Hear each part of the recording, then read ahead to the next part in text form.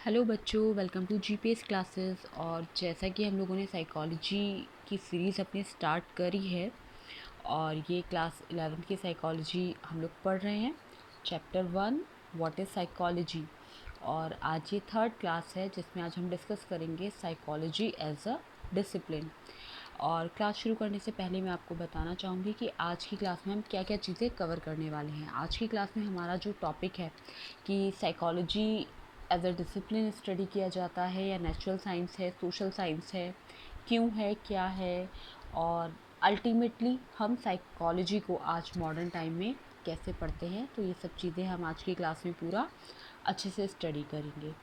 और इससे पहले जो 2 क्लासेस हमारी रही हैं, क्लास 1 में हमने व्हाट इज़ साइकोलॉजी जो चैप्टर है, हमारा चैप्टर का जो टाइटल है उसको डिस्कस किया था।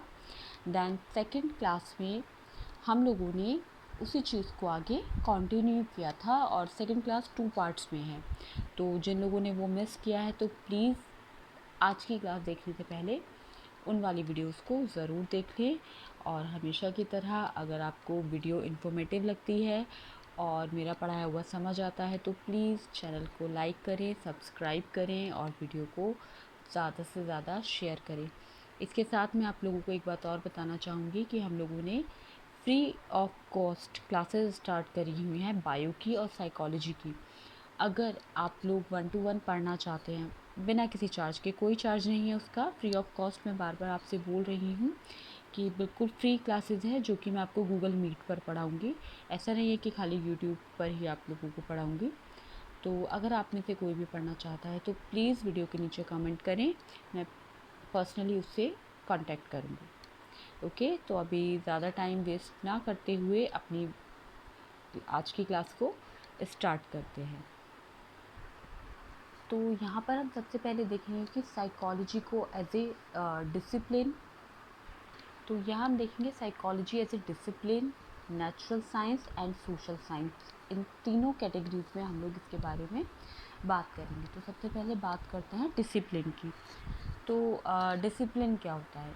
देखिए, डिसिप्लिन का एक मीनिंग होता है अनुशासन, और डिसिप्लिन का एक मीनिंग होता है जब हम किसी सब्जेक्ट में बहुत सारी चीज़ें स्टडी करते हैं, अलग अलग एस्पेक्ट्स हम उसमें पढ़ते हैं, तो हम उसे एज ए डिसिप्लिन लेके चलते हैं कि हम इस पर्टिकुलर डिसिप्लिन के स्टूडेंट हैं। जैसे ह्यूमैनिटीज़ हो गया, हम हिस्ट्री की बात करें, हिस्ट्री एज ए डिसिप्लिन हम लोग स्टडी करते हैं, क्योंकि हिस्ट्री सिंपल एक सिंगल सब्जेक्ट नहीं है, उसमें बहुत सारी चीज़ें इंक्लूड हो जाती हैं जब हम उसमें डीप स्टडी करते हैं। सेम ऐसे ही अगर हम लॉ की बात करें तो लॉ भी एक डिसिप्लिन ही है, या हम फ़िलॉसफी की बात करते हैं तो ये सब चीज़ें क्या होती हैं, डिसिप्लिन होती हैं। सेम ऐसे ही जब हम psychology as a natural science की बात करते हैं, तो नेचुरल साइंस क्यों बोल रहे हैं हम इसको, क्योंकि इसमें क्या करते हैं हम लोग, एक्सपेरिमेंट्स करते हैं। नेचुरल साइंस में हम एक्सपेरिमेंट करते हैं ना, फिज़िक्स, केमिस्ट्री, बायो, इन सब में एक्सपेरिमेंट करते हैं। सेम ऐसे ही साइकोलॉजी में भी एक्सपेरिमेंट्स होते हैं, लैब होती है, और बहुत सारे एस्पेक्ट्स हैं जो इसके साइंस से सिमिलर हैं, तो हम इसको नेचुरल साइंस भी बोल सकते हैं। और इसको हम सोशल साइंस क्यों बोलते हैं, क्योंकि ये हमारे जो भी सराउंडिंग एनवायरनमेंट है ये उससे बहुत ज़्यादा उसके बारे में बात करती है। हम इसमें जो स्टडी करते हैं, जो हमारे सराउंडिंग एनवायरनमेंट से हम लोग सीखते हैं, इन सब चीज़ों की बातें करते हैं, तो इसको हम सोशल साइंस में भी पढ़ते हैं कि psychology as a social science. अब सबसे पहले हम बात करेंगे कि हम इसको डिसिप्लिन क्यों कह रहे हैं। तो पहले हम यहाँ पर बात करेंगे psychology as a discipline. Discipline में 3 चीज़ें आती हैं, behaviour, experience and mental process. ये बात हमने अपनी पहली वीडियोस में भी करी है। एक्चुअली डिसिप्लिन वैसे तो बहुत सारे अलग अलग चीज़ों को इन्वॉल्व करके बनता है, लेकिन हमारी एनसीईआरटी के अकॉर्डिंग जो साइकोलॉजी की यहाँ पे हम बात कर रहे हैं, बाकी सब्जेक्ट्स की बात नहीं कर रहे हैं, तो एनसीईआरटी के अकॉर्डिंग जो हम साइकोलॉजी को डिसिप्लिन बोल रहे हैं तो उसमें 3 चीज़ें इंक्लूड हैं, behaviour, experience and mental process. ठीक है, तो अभी यहाँ पे हम सबसे पहले क्या बात करेंगे, हम सबसे पहले यहाँ पर बात कर रहे हैं बिहेवियर की। और यहाँ आप देख सकते हो बिहेवियर यहाँ पर सबसे पहले हमें पता होना चाहिए कि भाई बिहेवियर होता क्या है। अगर मैं आपसे पूछूं कि बिहेवियर क्या है तो आप क्या बोलेंगे? कमेंट करके प्लीज़ बताइएगा कि आपके अकॉर्डिंग बिहेवियर क्या है। हम लोग बहुत कॉमन सी बात करते हैं कि उसका बिहेवियर अच्छा नहीं है या उसका बिहेवियर बहुत अच्छा है, वो इंट्रोवर्ट है, एक्सट्रोवर्ट है, और बहुत सारी चीज़ों के बेसिस पे हम अपने अकॉर्डिंगली अलग अलग हम क्या करते हैं, एक हम लोग क्या करते हैं, एक स्ट्रक्चर बना लेते हैं कि हाँ यहाँ ये चीज़ें बिहेवियर में आती हैं। ठीक है, अब यहाँ क्या लिखा है, बिहेवियर ओवर्ट एंड कोवर्ट। तो एक्सटर्नल जो चीज़ें हमें दिखती हैं उन्हें हम बोलेंगे ओवर्ट बिहेवियर, और जो हमें दिखाई नहीं देती हैं उन्हें बोलते हैं हम कोवर्ट बिहेवियर। तो ओवर्ट बिहेवियर में क्या आता है, जैसे हमने किसी से कुछ बात करी और उसने हंस के रिप्लाई किया, भले ही अंदर से बड़ा गुस्सा आ रहा हो कि यार क्या क्या पूछे जा रहा है, दिमाग खा गया इतनी देर से, बट वो हंस के रिप्लाई कर रहा है तो हम कहेंगे वाओ उसका बिहेवियर तो बहुत अच्छा है। तो उसको हम बोलते हैं ओवर्ट बिहेवियर। लेकिन अंदर उसके क्या चल रहा है वो हमें नहीं पता, अंदर उसकी अपनी सोच कुछ चल रही है, तो उसे हम बोलते हैं कोवर्ट बिहेवियर। या हम ऐसे बोल सकते हैं कि इससे हमने कुछ बात करी और उसने बहुत गुस्से में चिल्ला के उसने आंसर किया, तो हम बोलेंगे बड़ा ही ख़राब बिहेवियर, उसको तमीज़ नहीं है बात करने की। तो हम उसका ओवर्ट बिहेवियर देख रहे हैं। हो सकता है वो अंदर से बहुत परेशान हो उस टाइम, या उसके पास अपने और बहुत सारे इशू हो, जिस वजह से बहुत ही वो इरिटेट होकर रिस्पॉन्स कर रहा है, तो हम कोवर्ट बिहेवियर नहीं देख पाते। कोवर्ट बिहेवियर वो है जो हमारे अंदर चीज़ें चलते हैं, जो अंदर मसले चल रहे हैं उनको हम कोवर्ट बिहेवियर बोलते हैं, और जैसा कि हम बाहर से दिख रहे हैं उन्हें हम बोलेंगे ओवर्ट बिहेवियर। इस चीज़ को हम ध्यान रखेंगे। ठीक है, नेक्स्ट यहाँ पर लिखा है ट्रिगर्ड बाय स्टिमुलस। अब स्टिमुलस की बात करते हैं कि स्टिमुलस होता क्या है। तो स्टिमुलस एक चीज़ बोल सकते हैं या एक रिएक्शन बोल सकते हैं, रिएक्शन तो नहीं बोलेंगे, हम बोलेंगे एक हिट बोल सकते हैं, या बिहेवियर को स्टार्ट करने के लिए जो किक चाहिए होता है ना, उसको स्टिमुलस बोलते हैं। बिना स्टिमुलस के बिहेवियर नहीं होगा। साइकोलॉजिस्ट ऐसा मानते हैं कि बिहेवियर जो है वो एसोसिएशन है between stimulus and response. Response मतलब जो हमारा रिएक्शन है, और स्टिमुलस वो स्टिमुलस आप ऐसे समझ सकते हैं कि एक ऐसी चीज़ जो हमें कोई व्यवहार करने के लिए मोटिवेट कर रही है या कंपेल कर रही है, उस चीज़ को हम बोलते हैं स्टिमुलस। जैसे जब गर्मी होती है तो हम लोग बहुत अगर गर्मी लगती है तो बहुत अलग टाइप से बिहेवियर हो जाता है। कुछ लोगों को बिल्कुल गर्मी बर्दाश्त नहीं होती है और वो इरिटेट होने लगते हैं, तो उनका जो इरिटेशन है वो रेस्पॉन्स है। लेकिन स्टिमुलस क्या है, स्टिमुलस है गर्मी लगना। ठीक है, तो उसको हम स्टिमुलस बोलेंगे, और स्टिमुलस की वजह से जो काम हो रहा है उसे हम रेस्पॉन्स बोलेंगे। जैसे क्लास में आप जाएं और बच्चों से बोलते हैं ना टीचर बच्चों से कि होमवर्क किया है नहीं किया। ठीक है, अब अगर बच्चे होमवर्क करके लाते हैं तो ठीक है, और नहीं करके लाते हैं तो अगर टीचर पिटाई करती है तो पिटाई क्या होगा, स्टिमुलस होगा, और उस पिटाई के डर से बच्चे जो होमवर्क कर रहे हैं दैट इज़ रेस्पॉन्स। और जो SR है, stimulate and response, can be internal और एक्सटर्नल।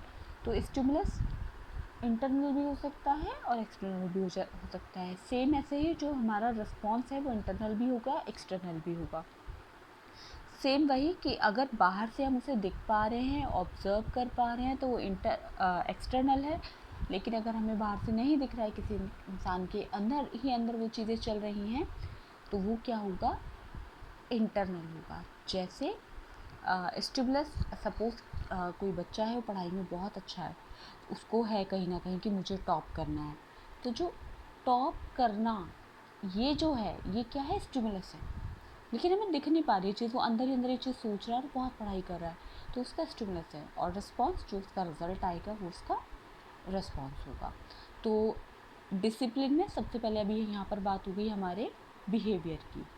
ठीक है, इस चीज़ को याद रखें कि overt, covert, overt outside, external, इसको ऐसे याद कर सकते हैं, ओ से ओवर्ट, ओ से आउटसाइड। ठीक है, कोवर्ट इंटरनल बिहेवियर होगा हमारा, और ट्रिगर्ड बाय स्टिमुलस जो चीज़ हमें व्यवहार करने के लिए कंपेल कर रही है या मोटिवेट कर रही है, उसे हम स्टिमुलस बोलेंगे। और ये चीज़ याद रखेंगे कि बहुत सारे साइकोलॉजिस्ट ने, ऑलमोस्ट सभी साइकोलॉजिस्ट मानते हैं, सब नहीं कहेंगे लेकिन ज़्यादातर मानते हैं कि जो बिहेवियर है वो स्टिमुलस एंड रिस्पॉन्स के बीच का एसोसिएशन है। मतलब अगर कोई भी व्यवहार हो रहा है, कोई बिहेवियर हो रहा है, तो उसमें ये दोनों इक्वली रेस्पॉन्सिबल हैं। इन दोनों का होना, इन दोनों की भागीदारी ज़रूरी है। यहाँ अब नेक्स्ट आता है एक्सपीरियंस। एक्सपीरियंस हिंदी में अनुभव कहते हैं। और यहाँ पर एक बात लिखी है कि सब्जेक्टिव इन नेचर। तो ये चीज़ हमें याद रखनी है, ध्यान रखनी है, और हमें पता भी होना चाहिए कि एक्सपीरियंस कभी भी ऑब्जेक्टिव नहीं हो सकती। ऑब्जेक्टिव मतलब जिसमें सब लोगों की सहमति हो, जो सबके लिए एक सा हो, उसे ऑब्जेक्टिव बोलेंगे। सब्जेक्टिव मतलब जिसमें सबके परसेप्शन अलग अलग होते हैं। इसको आप ऐसे समझ सकते हैं जैसे हम लोग एग्ज़ाम देते हैं, तो जो वो ऑब्जेक्टिव एग्ज़ाम होता है उसमें एक ही आंसर करेक्ट होगा। ठीक है, एक क्वेश्चन लिखा है, 4 ऑप्शंस हैं ABCD, तो अगर A करेक्ट है तो सभी के लिए A करेक्ट होगा। ऐसा नहीं हुआ कि मैंने स्टेटमेंट पढ़ा, मुझे B सही लग रहा है तो B करेक्ट हो जाएगा, नहीं। ऑब्जेक्टिव हमेशा सबके लिए इक्वल होता है। जैसे मैथ्स है, तो मैथ्स में हम करते हैं ना, तो सॉल्यूशन सेम निकल के आता है, तो वो ऑब्जेक्टिव, सब्जेक्टिव नहीं होगा उसमें। ठीक है, लेकिन अगर वहीं हम थ्योरम पढ़ते हैं या कुछ और चीज़ पढ़ेंगे, तो उसमें अगर हम उसे एक्सप्लेन कर रहे हैं, लाइक हम लोग लिटरेचर में आंसर लिख रहे हैं, ठीक है, तो वो आंसर अपने अपने जो हमने पढ़ाई करी है, सबने पढ़ा, और अपने अपने वर्ड्स में हम उसको एक्सप्लेन करेंगे, तो वो एक्सप्लेनेशन सबकी अलग अलग हो सकती है। ठीक है, वर्ड्स अलग अलग यूज़ कर सकते हैं सब लोग, तो सब्जेक्टिव कहलाता है। ठीक है, तो जो हमारे रिटन एग्ज़ाम होते हैं जिनमें हम क्वेश्चन के लंबे लंबे आंसर लिखते हैं, लेंदी आंसर लिखते हैं, वो सब्जेक्टिव। और जो हम टिक लगाते हैं या OMR शीट पे क्लिक करते हैं ना, अब तो कंप्यूटर बेस्ड एग्ज़ाम होते हैं, तो हम जो मल्टीपल चॉइस होता है वो हमेशा ऑब्जेक्टिव होता है। ठीक है, तो अब एक्सपीरियंस कैसा होगा, सब्जेक्टिव इन नेचर। क्यों बोल रहे हैं हम ऐसा, क्योंकि किसी एक इंसिडेंट्स का या कोई भी एक घटना का अनुभव सबके लिए, मेरे लिए अलग हो सकता है, आपके लिए अलग हो सकता है, किसी और के लिए कुछ हो सकता है, तो हम उसको एक जैसा जस्टिफाई नहीं कर सकते कि नहीं अगर ये सही है तो सबके लिए सही है। नहीं, ऐसा नहीं होगा। बहुत बार कहते हैं ना कि एक चीज़ किसी के लिए सही होती है, वही चीज़ किसी और के लिए गलत भी हो सकती है। तो सब्जेक्टिव इन नेचर, जो जैसा अनुभव करता है वो उसको फिर वैसा ही बताएगा। ठीक है, जैसे अंधेरे में जाते हैं, कुछ लोगों को डर लगता है, तो अगर हम उनसे कहें कि अंधेरे को डिस्क्राइब करो, तो वो लोग उसको डर के, जो डर फियर वाली चीज़ है, उस वे में एक्सप्लेन करेंगे। वहीं कुछ लोगों को अच्छा लगता है, सुकून मिलता है कि हाँ लाइट बंद हो गई, अंधेरा है बिल्कुल, तो आराम से हम सो सकते हैं, शांति मिलती है, तो वो उस तरीके से उसको एक्सप्लेन करेंगे। ठीक है, तो ये बात हमारी सब्जेक्टिव होती है। तो जो एक्सपीरियंस है वो पूरी तरह सब्जेक्टिव इन नेचर होगा, क्योंकि एक बिल्कुल ज़रूरी नहीं है कि जो एक इंसान ने अनुभव किया है दूसरा भी सेम वही अनुभव करे, वही एक्सपीरियंस करे। जैसे दर्द होता है तो सबका अपना अपना होता है, कोई कहता है कि नहीं कुछ नहीं हो रहा, हल्का सही हुआ है, किसी को वही दर्द बहुत ज़्यादा लगता है। तो आप इस चीज़ को जस्टिफाई नहीं कर सकते कि नहीं अगर एक को नहीं हुआ तो आप कहोगे कि नहीं दर्द वर्द कुछ नहीं हो रहा, सब उसे नहीं हुआ, इंजेक्शन लगने में दर्द तो किसी को नहीं होगा। नहीं, सबका अलग अलग अलग अलग सोच होती है, परसेप्शन होता है। देन लिखा है कैन नॉट डायरेक्टली ऑब्जर्व। आप किसी के भी अनुभव को डायरेक्टली ऑब्जर्व नहीं कर सकते हैं। जैसे अभी बहुत हाल ही में पहलगाम वाली घटना हुई है, वहाँ के लोगों ने जो दर्द जो देखा, जो महसूस किया, जिनके परिवारजन उनसे बिछड़ गए, तो उस दर्द को उनसे बेहतर कोई और नहीं महसूस कर पाएगा। हमें दुख हो सकता है उस चीज़ के लिए, हम दुखी होंगे, बिल्कुल दुखी होंगे, क्योंकि हमारे देश के लोग थे और जो हुआ वो अच्छा नहीं हुआ। लेकिन हम ये कहें कि उनके जितना ही दर्द वही सब चीज़ें हम फील कर पा रहे हैं, तो नहीं। वो दर्द वही इंसान फील करता है जिसने उस घटना को जिया है। ठीक है, सेम ऐसे ही कोई खुशी की बात अगर कहीं होती है, किसी का रिज़ल्ट अभी ICSE बोर्ड का रिज़ल्ट आया तो बच्चों ने टॉप किया है, यूपी बोर्ड का रिज़ल्ट आया, अब CBSE का आने वाला है, तो बच्चे टॉप कर रहे हैं, तो हमारे घर के बच्चे अगर टॉप करते हैं तो हमें भी खुशी होती है, उनका अच्छा रिज़ल्ट आता है तो। लेकिन जिस बच्चे ने एक्चुअल में टॉप किया है, तो वो जो फील कर रहा है, जो खुशी उसे महसूस हो रही है, उतनी शायद हमें महसूस ना हो। ठीक है, तो वही बात हो गई कि सब्जेक्टिव है और डायरेक्टली आप ऑब्ज़र्व नहीं कर सकते कि भाई किसी ने क्या अनुभव किया है। वो तो वही इंसान उस चीज़ को अच्छे से एक्सप्लेन कर सकता है। हम उसको, उसकी बातों को सुन के हम अपना एक अलग अनुभव तो बना सकते हैं कि हाँ, उसकी बातें सुन के मुझे ये लग रहा है, ये हो रहा है, लेकिन उसको directly observe as it is नहीं कर सकते। अब नेक्स्ट यहाँ पे एक पॉइंट है, embedded in are awareness and consciousness. Conscious, ठीक है, तो जो एक्सपीरियंस है, जो अनुभव है, वो कहाँ पे चला जाता है? हमारी अवेयरनेस में, हमारी चेतना में चला जाता है। अब कहीं हम जाते हैं और हम लोग शॉपिंग कर रहे हैं, सपोज़ कहीं शॉपिंग मॉल में हम लोग गए और एक पर्टिकुलर हम 8 बजे के आसपास गए रात को, तो वहाँ पे बहुत भीड़ मिलेगी हमें, ठीक? तो हमें अगर जल्दी आना होगा तो हम नहीं आ पाएंगे क्योंकि भीड़ इतनी होती है, बिलिंग में बहुत लंबी लाइन होती है। तो हम लोग की अवेयरनेस में, कॉन्शियसनेस में वो चीज़ सेटल हो जाएगी कि भाई अगर इस टाइम हम जाएंगे तो वहाँ भीड़ मिलेगी और हमें देर हो जाएगी। ये हमारा वहाँ का एक अनुभव हो जाएगा अगर यही चीज़ हमारे साथ 2-3 बार हो जाए, ठीक? तो जो अनुभव होता है, जो एक्सपीरियंस होता है, वो हमें, वो कहाँ पे एम्बेडेड मतलब धँस जाना, एम्बेडेड मतलब जुड़ जाना। एक पर्टिकुलर मीनिंग तो एम्बेडेड का धंसना होता है, लेकिन एम्बेडेड को आप यहाँ पे ऐसे समझ सकते हैं कि जुड़ जाता है वो हमारी अवेयरनेस के साथ, हमारी कॉन्शियस के साथ, वो परमानेंट हो जाती है चीज़ें, ठीक है। जैसे कहीं हम गए पानी में, हम कहीं रिवर्स है या कोई तालाब है, कुछ है, हम वहाँ हाथ धो रहे हैं और सपोज़ हम गिर जाएं और हमें तैरना ना आए, तो उस टाइम क्या होगा? हम कितना डर जाएंगे कि नेक्स्ट टाइम अगर हमें ऐसा ही कुछ मिला कि हम भाई हाथ धो रहे हैं या वहाँ पे मुंह धो रहे हैं या उसके पास बैठे हैं, तो हम अवेयर रहेंगे कि भाई पिछली बार हम गिर गए थे, तो वो हमेशा के लिए हमारे साथ जुड़ जाती हैं चीज़ें, ठीक है। तो इसमें 2-3 चीज़ें हैं मोटी मोटी, वो याद रखें कि एक्सपीरियंस हमेशा सब्जेक्टिव होता है, डायरेक्टली कभी भी ऑब्ज़र्व नहीं हो सकता, और हमेशा के लिए जो भी चीज़ें हम अनुभव करते हैं हमारी अवेयरनेस के साथ, हमारी कॉन्शियसनेस के साथ जुड़ जाता है वो।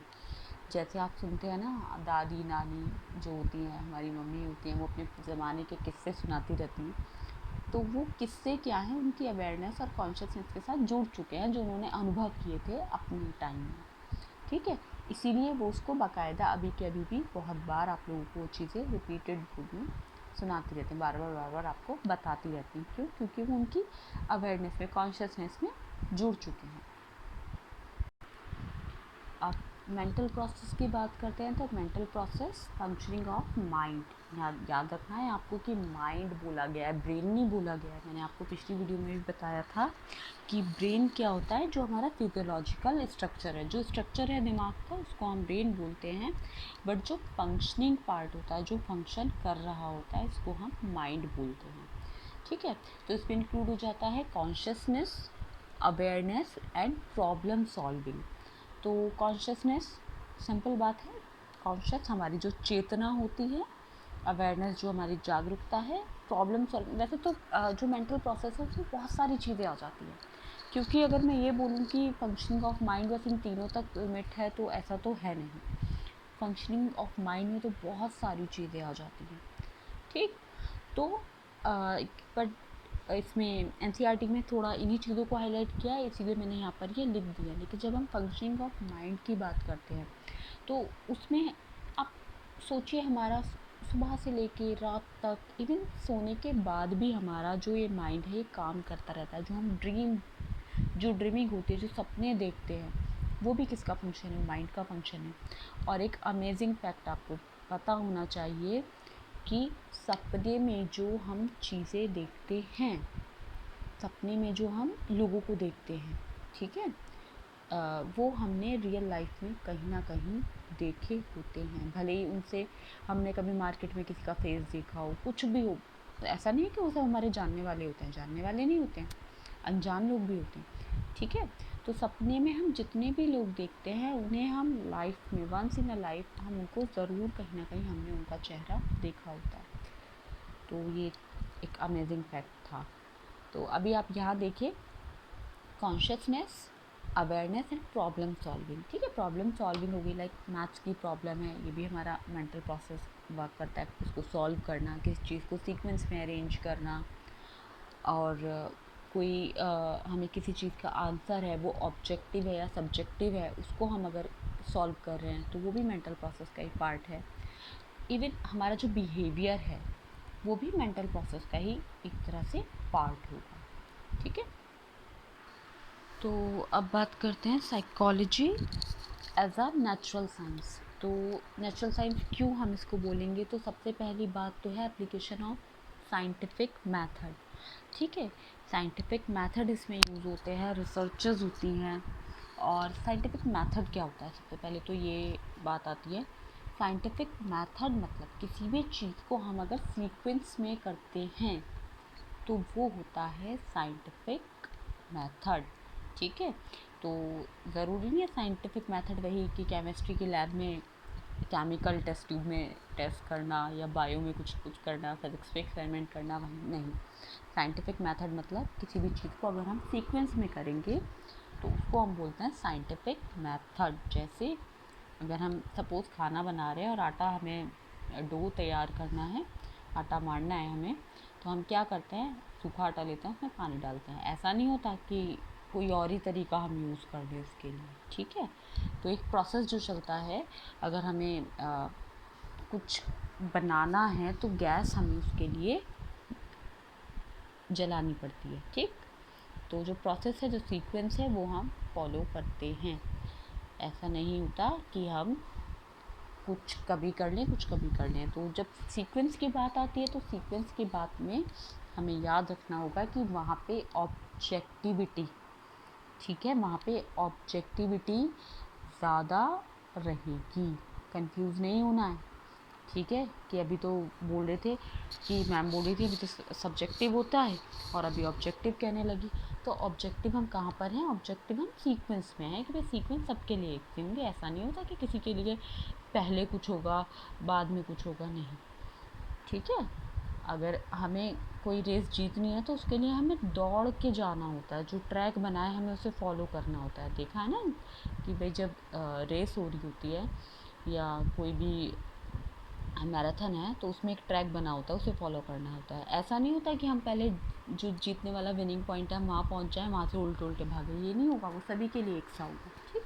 तो ऑब्जेक्टिव यहाँ पे रहेगी, ऑब्जेक्टिविटी यहाँ पर रहेगी, इस चीज़ को हमें ध्यान रखना है। दूसरी चीज़, नेचुरल साइंस में क्यों कंसिडर करते हैं, नेचुरल साइंस में इसको इसलिए कंसिडर करते हैं कि यहाँ पे हम लर्निंग थ्योरीज डेवलप करते हैं, हाइपोथेसिस टेस्टिंग करेंगे और क्या करेंगे। अभी जो छोटे बच्चे हैं शायद उन्हें हाइपोथेसिस टेस्टिंग का मतलब समझ ना आए, 11th वाले बच्चों को, जो एमएड के स्टूडेंट्स हैं या फिर जो रिसर्च कर रहे हैं उन्हें तो पता ही है, उन्हें तो बताने की ज़रूरत ही नहीं होती है। तो छोटे बच्चे बस इतना ध्यान रखेंगे कि हाइपोथेसिस क्या होता है।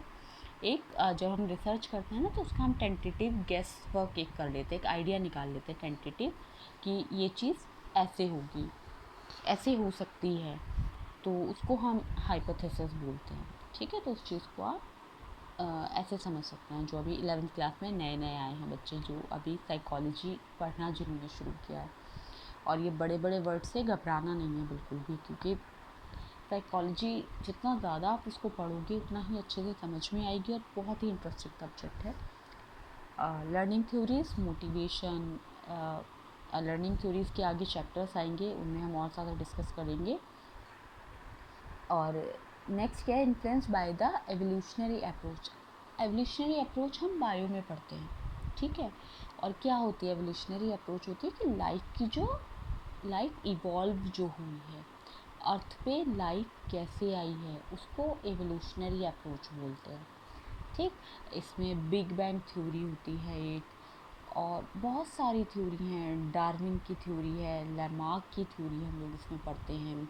बायो में एक पूरा अलग अच्छा बड़ा चैप्टर है 12th की बायो में, जिसमें एवोल्यूशनरी अप्रोचेस दी हैं कि जो ह्यूमन है वो हम बोलते हैं ना कि बंदर से ह्यूमन बना है, तो वो कैसे डेवलप होके यहाँ तक पहुँचा है आज जो मॉडर्न ह्यूमन बीइंग है, वो एंशियंट टाइम में क्या था। तो ये सब चीज़ें एवोल्यूशनरी अप्रोच में आती हैं, ठीक है, कि कैसे एक सेल से पूरा लाइफ डेवलप हुआ है, ठीक। तो ये सब चीज़ें हम किस में पढ़ते हैं, बायो में पढ़ते हैं। और जब हम साइकोलॉजी में डीप स्टडी करेंगे तो वहाँ पे भी हमें कुछ कुछ चीज़ें पढ़नी पड़ेंगी कि कैसे, स्पेशली जब हम वो पढ़ते हैं कि मेंटल प्रोसेस जब हम बहुत डीप में पढ़ेंगे तो तब हमें वहाँ पे हम लोग इन चीज़ों को पढ़ेंगे। तो ये इन्फ्लुएंस होती है बायो से, तो इसलिए इसको हम एज ए नेचुरल साइंस भी बोल सकते हैं। अब नेचुरल साइंस में हमें पता होना चाहिए कि क्या क्या आता है, फिज़िक्स, केमिस्ट्री, बायो, ठीक है, जियोलॉजी जो होती है। तो जो भी नेचर से रिलेटेड साइंस है वो हमारी नेचुरल साइंस में आती है, पर मेजरली जो कंसीडर होते हैं वो 3 सब्जेक्ट्स हमारे नेचुरल साइंस में कंसीडर होते हैं, chemistry, zoology, botany and physics, sorry 4 subject हमारे इसमें कंसीडर होते हैं, ठीक है। तो अब नेक्स्ट हम बात करते हैं psychology as a social science, ठीक है। तो सोशल साइंस क्यों बोलेंगे, क्योंकि स्टडी ऑफ बिहेवियर यहाँ पे हम लोग कर रहे हैं। देखो बिहेवियर की बात हमने डिसिप्लिन में भी करी और अब हम दोबारा यहाँ पर बिहेवियर की बात कर रहे हैं। अब दूसरी चीज़ क्या आती है, सोशियो जो सोशल कल्चर है, सॉरी मैंने यहाँ पर सोशल कल्चर लिख दिया, ये रॉन्ग है। सोशियो कल्चर मतलब हमारा जो सोसाइटी है, ठीक है, उसमें जो कल्चर होता है। क्योंकि हम लोग अगर देखते हैं तो हम लोग जिस सोसाइटी में रहते हैं, एक से कल्चर की एक सी सोसाइटी बन जाती है।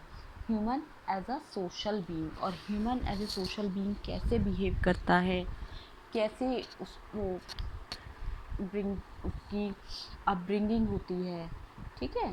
तो जो सोशल बीइंग है वो बॉर्न एंड बॉटअप जैसे होता है, तो उस पर बहुत सारी चीज़ें, पर्सनैलिटी उसकी उन चीज़ों से अफेक्ट होती है कि आप कैसे बॉर्न एंड बॉटअप हुए हो, ठीक।